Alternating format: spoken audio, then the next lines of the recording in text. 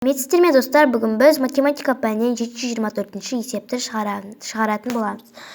Енді біріншісін қарайық. Бізде біріншісі 100-ден 6.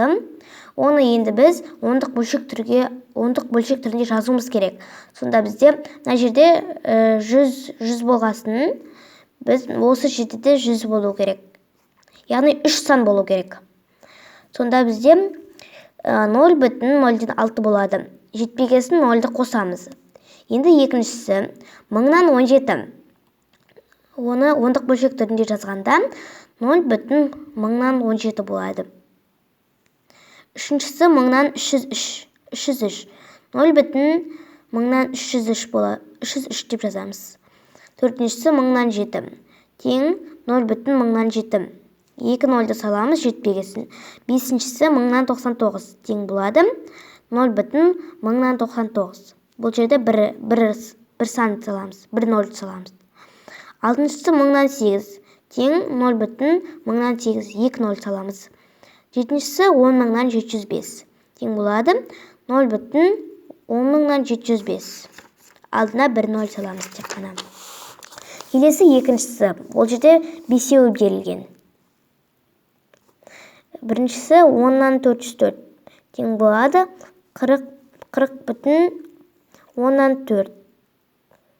Келесі 10,505. 5,105. Келесі 10,9806. Тең 9,806. Төртіншісі 10,6006. Тең 6,1006. 2 0 саламыз. Бесіншісі 10,23,709. Тең 2,10,3709.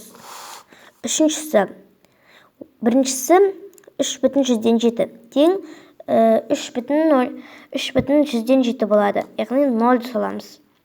Айтылғанда 100 деп айта береміз.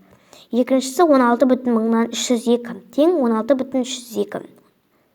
16,302. Үшіншісі 9,101. Тең 9,101 болады. Төртіншісі 27,18. Тең болады 27,18. 27,18. Бесіншісі 42,6. Тең 42,6. Мына жерде 0 саламыз. Енді ең соңғы алтыншысы 77,10,315.